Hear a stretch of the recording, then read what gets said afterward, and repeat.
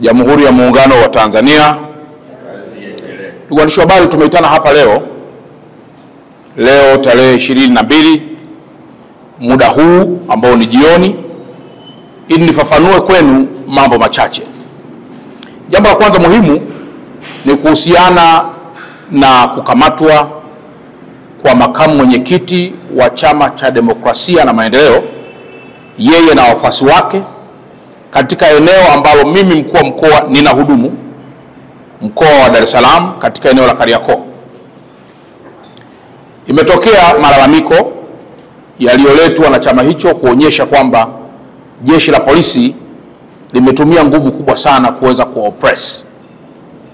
Naomba nifafanue jambo moja, ndugu waandishi wa habari, kwamba ifike wakati sisi kama Watanzania tuwe very serious na tunachotaka kukifanya. Mkoa wa Dar es Salaam ni moja ya mikoa very sensitive, na kwamba huwezi kuamua kila mahali kuwa ni eneo la siasa la kufanyia mikutano ya hadhara.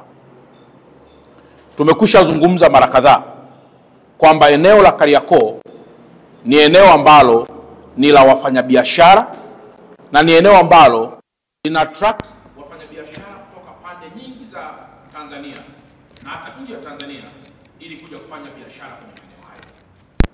Muda mwingi maeneo hayo yanakuwa na misongamano, na tunatumia nguvu kubwa sana pia kuweza kulinda raia na mali zao ili kuhakikisha wanafanya biashara katika mazingira rafiki na mazingira ambayo hayataharibiwa na jambo lolote. Tunapogeuza viunga vya Kariakoo kuwa ni maeneo ya mikutano ya kisiasa, inaweza ikapelekea kuleta vurugu, jambo ambalo tunaweza kusimamisha biashara na taifa likakosa kodi. Nitumie nafasi hii kusema na kuonya tena kwamba tukiruhusu tabia hizi ambazo si sawa, tunaweza siku moja tukajikuta mikutano ya hadhara inafanyikia makanisani, mikutano ya hadhara inafanyikia misikitini, mikutano ya hadhara inafanyikia kwenye mahospitali, na mikutano ya hadhara inafanyikia kwenye maeneo ambayo hayajakusudiwa. Naomba nitoe rai kwa viongozi wote wa vyama vya siasa kwamba tunapozungumzia umuhimu wa kulinda maslahi ya taifa letu tunamaanisha, na tunapozungumzia umuhimu wa kukabiliana na masuala yoyote yanayoharibu amani ya taifa letu tunamaanisha. Na kwa mantiki hiyo, muda sio mrefu tutatoa taarifa rasmi kuhusiana na maeneo yote ya msingi ambayo hayaruhusiwi hata kidogo kuweza kufanyia mikutano ya hadhara. Mojawapo ni maeneo sensitive kama haya ya Kariakoo, ambayo huwezi kuamua kufunga barabara kwa sababu ya mkutano wa hadhara. Tukifanya namna hiyo, tutakuwa tunajichelewesha pamoja na kutengeneza sifa za kijinga ambazo hazitastawisha taifa letu. Niendelee tena kuonya, na nimeambiwa kwamba tarehe 24 bado kuna watu wanaendeleza kauli mbiu ya kwamba watakinukisha. Naomba niwape rai, ndugu waandishi wa habari, ya kwamba naamini statement ya kukinukisha haiwezi kutokea kama haupo tayari kunuka. Statement ya kukinukisha haiwezi kutokea hata kidogo kama haupo tayari kunuka. Naomba niendelee kuonya baadhi ya Watanzania wachache ambao wamealikwa au kuja katika mkoa wa Dar es Salaam, na ambao wachache wamekwisha anza kufika na kulala kwenye baadhi ya mahoteli. Moto wa kisheria utashuka kwa nguvu zote dhidi ya wale wengi au wachache watakaodhamiria kuharibu hata kwa namna ndogo sana amani ambayo imekwisha jengwa ndani ya mkoa wa Dar es Salaam. Tumesema kutoka sasa na kuendelea, mikono yetu inawasha sana katika kuhakikisha amani hii haivurugwi hata kidogo. Tumefika wakati tumeanza kuleta mizaha ambayo si taswira njema kwa taifa letu. Tunafanya mizaha ya kutafuta sympathy kwa mataifa ya ndani na mataifa ya nje, lakini lazima tufahamu kwamba the secret of success always is consistency to the purpose. Kama hautaelewa unakoelekea, lazima utapotea tu. Lakini kwa kuwa taifa limekusha seti dira ya wapi tunataka kuelekea, sote tufuate hapo. Kwa hiyo kilichofanyika na jeshi la polisi ndani ya mkoa wa Dar es Salaam chini ya SACP Mlilo, ZPC wa kanda maalum ya Dar es Salaam, naunga mkono sana, na kwamba kiongozi yoyote ambaye hatatii sheria na matakwa yote yaliyowekwa ashughulikiwe kwa mujibu wa taratibu. Viongozi hawa kama wamekamatwa, naamini watakuwa kwenye mikono salama na watawajibika kujibu kwa mujibu wa taratibu kama ambavyo ilipaswa kuwa.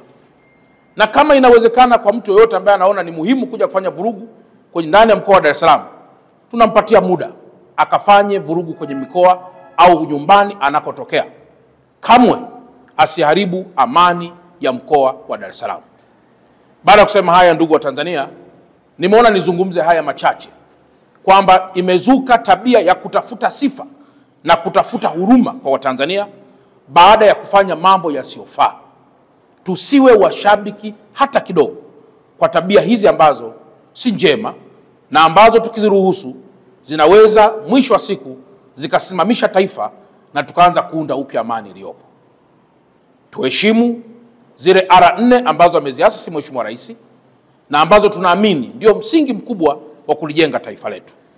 Na kama hujazielewa hizo, ni muhimu pia kufuata taratibu zingine za kisheria ili kuweza kufikia katika yale ambayo taifa linaweza kuwa limejikita huko katika kuhakikisha tunalikuza, tunalijenga na kuweka mshikamano ambao utadumu leo na hata baadaye. Baada ya kusema haya, ndugu waandishi wa habari, mkawe mabalozi wazuri kwa watu wote kwamba huu sio wakati hata kidogo wa kuitana kutoka mahali mbali au kutoka sehemu zote za Tanzania ili kuzungumzia agenda ya kufanya vurugu au kuzungumzia agenda ambayo ni nje na agenda za kitaifa. Baada ya kusema haya, ndugu waandishi wa habari, nawashukuruni sana na asanteni sana, na kama kuna mtu ana swali basi karibuni sana. Karibu. Asante. Mheshimiwa RC, kama nimekusikiliza vizuri, umesema muda si mrefu mtatoa taarifa kuhusu maeneo yote ambayo mnadhani hayawezi kufanya siasa.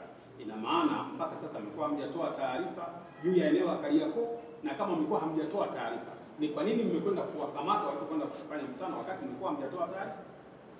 Ndugu waandishi wa habari, nafikiri nyie mnafahamu ya wazi kabisa kwamba ili uwe chama cha kisiasa zipo taratibu, zipo sheria, zipo kanuni ambazo unapaswa kuzifahamu hata bila mtu yoyote kufafanulia. In order to be called a political party, there are some of the principles, some of the laws that you must be aware with before any person else to tell you, to narrate to you, or to promulgate or to gazette anywhere. Na kwa mantiki hiyo, kwenye maeneo kama ya hospitali huwa tunabandika vibao, hauruhusiwi kupiga kelele, hauruhusiwi kupiga honi, tukitarajia vibao hivyo vinamuonesha anayejua kusoma aangalie na aweze kusoma na achukue hatua. Maeneo ya jeshi huwa tunabandika vibao, huruhusiwi kupiga kelele, huruhusiwi kutupa taka, pamoja na maeneo mengineyo. Eneo la Kariakoo, ndugu waandishi wa habari, kama mliona siku chache zilizopita, limekuwa ni eneo ambalo baadhi ya watu pia wanalalamikia kwamba limejaa sana. Kuna klipu nyingi zinaruka, na kwa mantikio tumeendelea kutumia nguvu nyingi kulinda rasilimali za watu na kulinda maisha ya watu wake.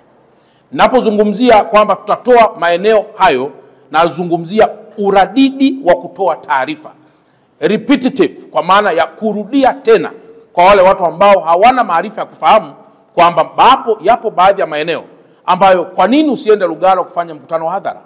Kwa nini usiweze kwenda hospitali ya Mwananyamala kufanya mkutano ya hadhara? Ni kwa sababu maeneo hayo ni protective, kwa maana kwamba si kila mmoja anaruhusiwa kuweza kufanya vurugu hapo kwa kuwa yana jambo ambalo ndani ya taifa letu kuna interest kubwa ndani yake. Kwa hata maeneo ya Kariakoo, maeneo ya mahospitalini, maeneo ya makanisani, maeneo ya misikitini, na ndio maana tuna open spaces ndani ya mkoa wa Dar es Salaam ambazo ndani yake zinatumika kwa ajili ya mikutano ya hadhara, yakiwepo baadhi ya maeneo yanayomilikiwa na vyuo vikuu kama vile maeneo ya Biafra, yale maeneo ya wazi yanayomilikiwa na Chama cha Mapinduzi, na pamoja na maeneo mengineyo mengi sana ambayo ni open space. Maeneo hayo yako tayari kwa ajili ya kupokea wanaoomba maombi kwa ajili ya kufanya mikutano kwenye maeneo hayo, lakini si kwa maeneo mengineyo ambayo yana interest kubwa ya taifa letu.